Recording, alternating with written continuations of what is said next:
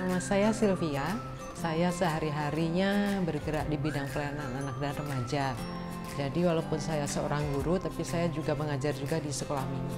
Dunia anak remaja itu sangat dinamis gitu, karena setiap harinya tuh berubah-ubah gitu, nggak ada yang sama gitu.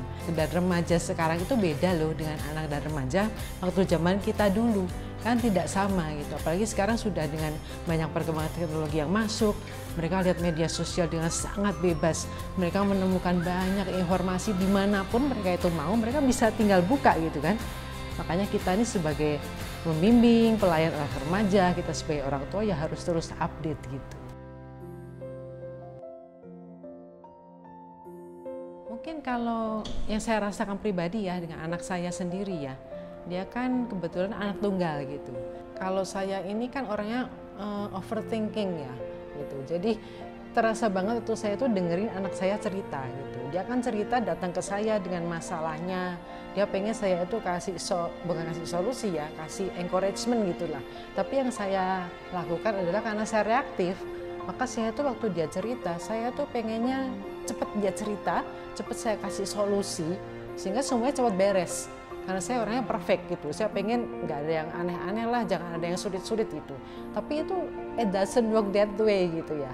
Jadi saya tuh setelah ikut ini sertifikat konseling anak dan remaja di LK3, saya tuh lebih punya kemampuan mendengarkan dengan lebih baik. Dalam arti gini, kalau dia cerita, saya tuh take time untuk dengerin dia dulu.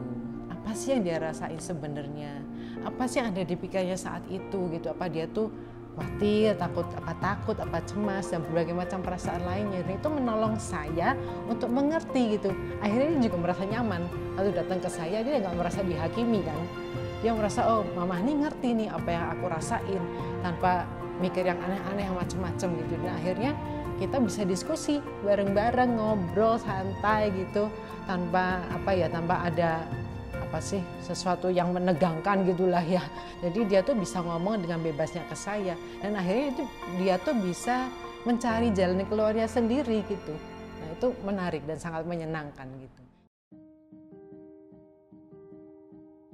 Jadi memang di kelas itu kita kan juga diberikan waktu sesi tanya jawab ya biasanya ya, atau sesi sharing gitu. Kalau kita tuh membagikan apa yang menjadi pergumulan kita sesuai dengan materi yang diajarkan sebelumnya gitu. Nah waktu itu pertamanya pada awalnya ya, memang kan kita masing-masing membawa kekhawatiran kita, ketakutan kita ya.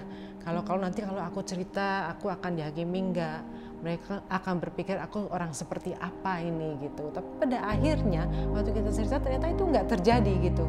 Ternyata baik pengajarnya, baik teman-teman, mereka semua tuh saling menguatkan gitu. Jadi itu memang menjadi kelas yang aman buat kita untuk kita membuka diri kita, menceritakan sebenarnya apa sih yang kita sedang gumulkan, bahkan hubungan kita dengan orang terdekat kita juga bisa kita ceritakan gitu.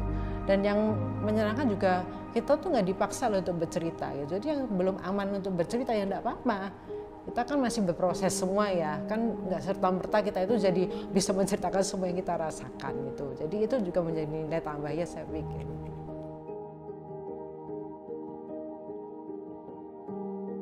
Jadi teman-teman sekalian, para orang tua ataupun kita yang terbeban dalam pelayanan anak dan remaja, mari kita join LK3 karena sungguh banyak bonusnya gitu. Kita tuh bisa memulihkan diri kita sendiri, pada akhirnya kita bisa memulihkan orang lain juga, hubungan kita dengan anak, dengan pasangan, dengan keluarga juga diperbaharui, dan yang terutama kita tuh bisa jadi berkat nantinya buat orang lain.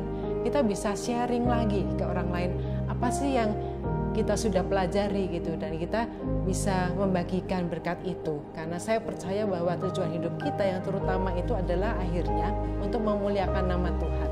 Jadi ayo join LK3, kita tunggu kedatangannya di LK3.